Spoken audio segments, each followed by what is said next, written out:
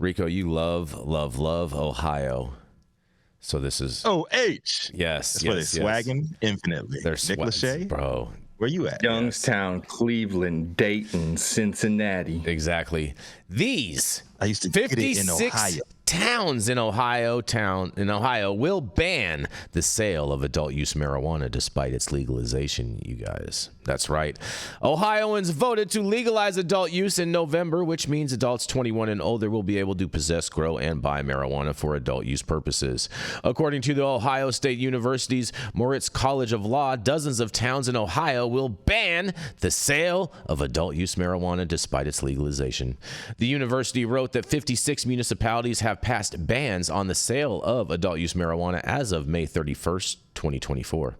Those cities mark up roughly 3% of the 924 incorporated municipalities and 1,307 townships in Ohio. Per the university, the following cities in Ohio will ban the sale of adult use marijuana according to Moritz College of Law. Then the following towns are Ashland, Austin Township, Avon Lake, Barbertown, Beechwood, Beaver Creek, Bellefontaine, Belleville, Brunswick, Carlisle, Centerville, Clayton, Coppy Township, Eaton, Fairfield, Franklin, Ganville Township, Green Hamilton, Hudson, Kittering, Kirtland, Lakewood, Lexington, Lisbon, Logan, Madison Township, Marysville, Medina Township, Miamisburg, Monroe, Napoleon, New Franklin, North Olmsted, North Royalton, Northfield, Norton, Obetz, Ontario, Orange, Perrysburg, Salem, Shelby, Springboro, Strongville, Sycamore Township, Troitwood, Troy, Vandalia, Washington Township, Waynesville, West Carlton, Westchester Township, West Xena, and the university noted that of the list of the cities banning the sale of adult use marijuana may not be complete, adding that lengths of the bans vary from city to city, with some lasting just a few months and others lasting a year. And adult use dispensaries are expected to open this summer or early fall of this year, you guys. Ohio! Man, is Ohio going to be the next California with all this local control, and they're just going to have an out-of-control trap market going on there too? I can't wait to hear what you guys have to say about this. We're at 60-70% prohibition in California. Mm-hmm. So it sounds like this is a very small amount, which I think is doable. 3%. You know, you can walk across the city line and go buy your weed and come back. That's less of a problem we have in California, where 60 to 70% of the whole jurisdiction. Well, Dale, I'm going to push back a little bit on that, because if you look at how California and what happened here, you had a bunch of cities that started doing this, and then that went on for a couple years of cities creating these bans. And so just because it's 3% right now doesn't mean it can't ultimately turn into 30 or 40% of all of Ohio by the in the next 2 years. Well, there's an argument there, but I'd rather be starting from 3 or 4% and working up than starting at 70% and try to deal with that number the way California dealt with it. The court said you're free to travel and deliver any place in the state you want. All these bans really got gutted because I can just drive my delivery van in there and deliver right to the doors of your people. And then they start grabbing taxes. And so we're working our way down from, say, 70%. 3 or 4% is a better bargain for our industry that is going to ban it than the 60 to 70% we have in California that bans it, because that's just gutted the industry.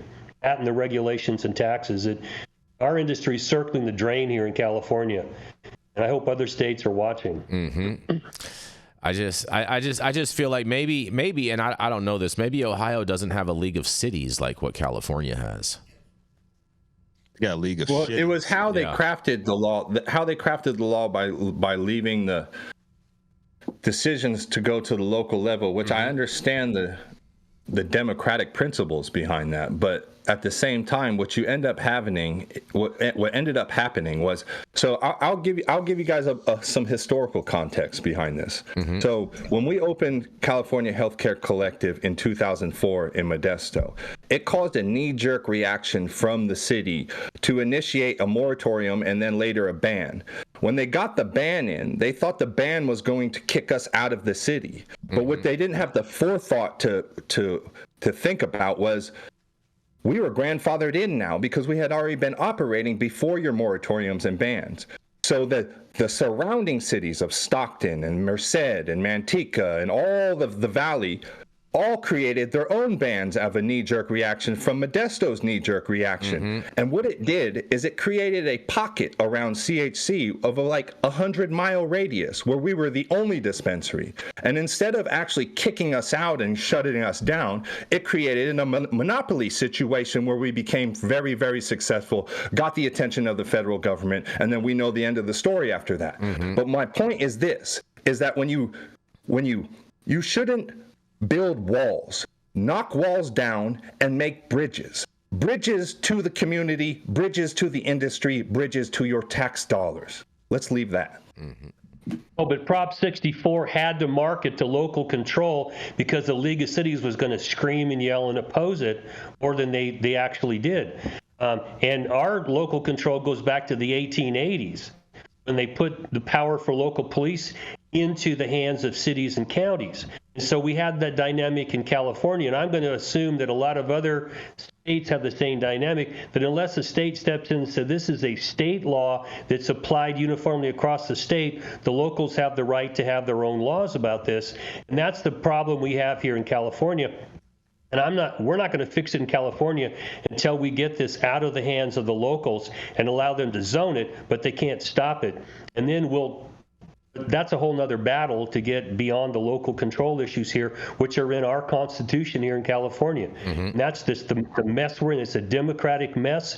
We can't get the support from the government to do this because they don't want to give up their power. It's going to probably take another initiative because when the government has constipation, you got to go out to the people and unblock it. We need a laxative here to fix this shit. And I just don't, we're going to have to continue to push against this. Every place it pops up. People with power will not cede power without a fight. It's just a natural human instinct. You're not going to give up your power freely. You have to be forced to give up your power by the people who control the government. In theory. Initiative process, true democracy. Fair enough. Fair enough. Well, you ready, Rico? It's about that time. Oh, I'm ready. Yeah. Yes. Big thank you to everybody for joining us for another episode of High 9 News. You can catch us live weekdays, 9 a.m. Pacific, high noon on the East Coast. Big shout out to our super fans showing love, getting their comments posted live on the big screen. Today, it was Jenny Dills, Anna Lewis, and the C Word. We love you all and appreciate your support. I think we had enough revenue generated from today's show to pay off a whole set of 4 of those Day Saver pre-rolls. What do you think, Jason? Oh boy. We can pay for 4 workers. You're cute.